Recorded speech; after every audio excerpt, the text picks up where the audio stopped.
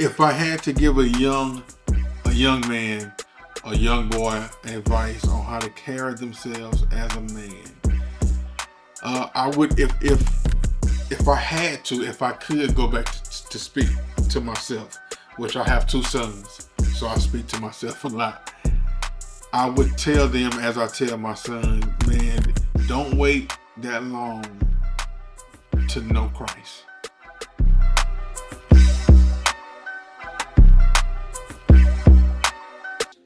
How did my upbringing build me as the man that I am today?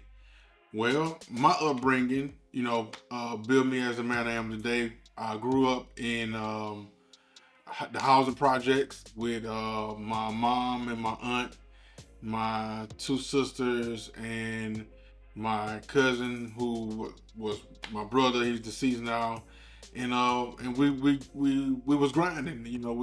We got it out of the mud. So my upbringing was, I would say pretty hard, but in reality, it's typical to a lot of black, men or kids who grew up during that time.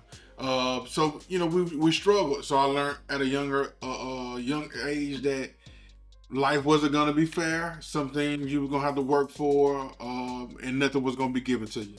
So my upbringing taught me that you had to go and you had to get it, and that when the men left the house, and they didn't come back, that we had to take care of the women who were there. My mom and my aunt. Me and my cousin, we became the men of the house.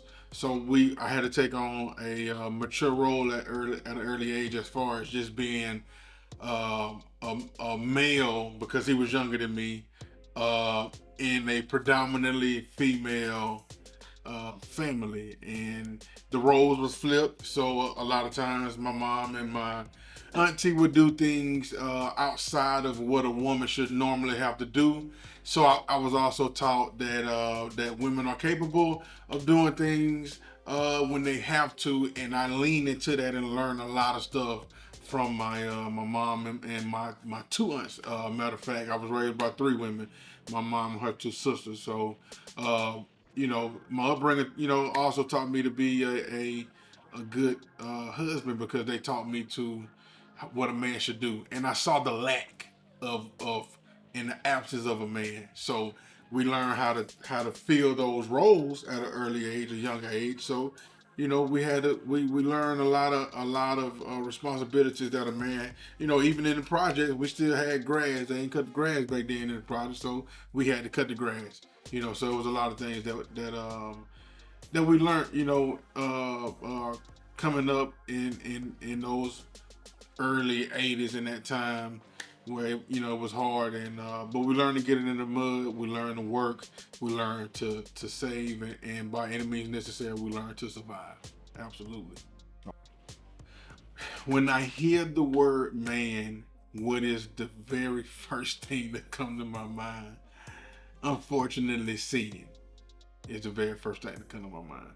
Because when I hear man, I immediately think of Adam, the first man, and I think of everything that he had, his role in creation and the fall. You know what I'm saying? And how we still pick up a lot of his characteristics. Even though we try to do good, even though we try to do everything we can, like, we still pick up a lot of his characteristics, which a lot of them was good, but we also have a lot of bad in us too. When I think of man, I think about the sin that came from man, and how that sin run through rampant through this world, and how I just see day to day lives where a lot of our men are missing from the house.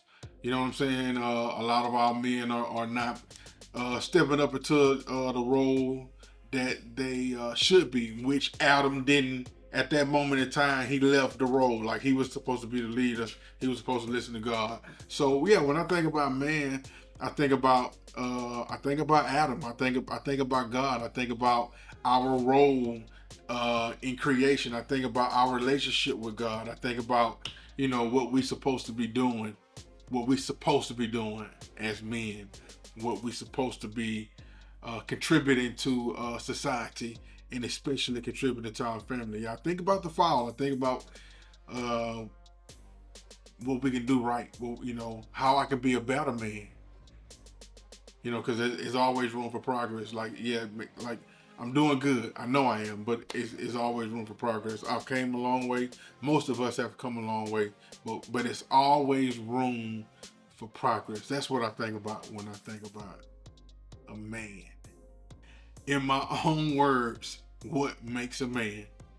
Well, like I said, when I think about a man, I think about Adam. So what made Adam? God. So what makes a man? God makes a man. That's who makes a man. First of all, let's get this straight. No matter what nobody say, a man has a penis and he has testicles. That's how God made him. A man is made to produce, reproduction. He's made to produce in the world, period. A man. That means that man goes out into the field and he works the ground. He tills the ground. That means that a man and a woman, he goes with his woman, who is his helpmeet, his one woman, and he goes and he produces children. He produces. When I think about a man, that's what I think about a man. What makes that man? That God made that man, and God makes that man, meaning that God created him and God establishes him. That's what I think about a man. A man has to have morals. A man has to have beliefs. A man has to have something that he's grounded into that not only establish him but confirms and affirm him as a man. That's what I think about what makes a man. Yeah, when it all comes down to it, what makes a man is God. God is the one who makes a man, and he establishes the man, and he affirms a man. If you go and you seek what God got for you, then that manhood and all that stuff will come with all of that. It's a part of the nature of God. To be a father is a part of the nature of man to father creation. What makes a man? God makes a man.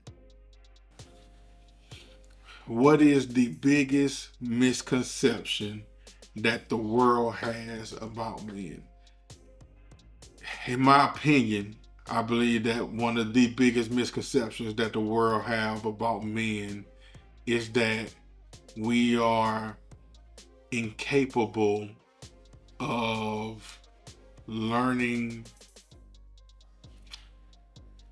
nurturing, and tending to the needs of females, whether it be spiritually, physically, or emotionally. I believe that one of the biggest misconceptions I guess that'll go into one being a man being in touch with his feelings, that a man don't care, or he has no feelings. That I think one of the biggest misconceptions of a man is that he don't get hurt. Is that he don't have feelings, he don't have emotions, he don't cry, he don't get afraid, he don't get scared, and and that he don't know how to love. I think that's one of the biggest misconceptions of him. I think that men desire love just as much as anybody, woman, man, child, whatever.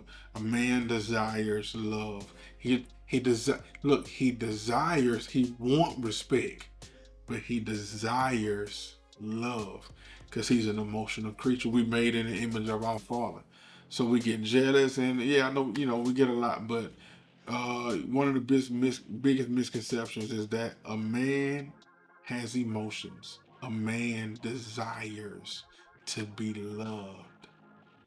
He works really hard for it too. He tries to provide for his family, to be loved. He want a pat on the back. He goes to work and deals with a whole lot at his job, in the community. He want a pat on the back. He want a I appreciate you. He want to be loved.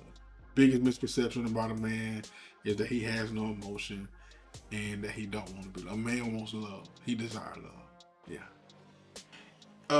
If I had to give a young man a young boy advice on how to carry themselves as a man, I would, if I had to, if I could go back to speak to myself, which I have two sons, so I speak to myself a lot.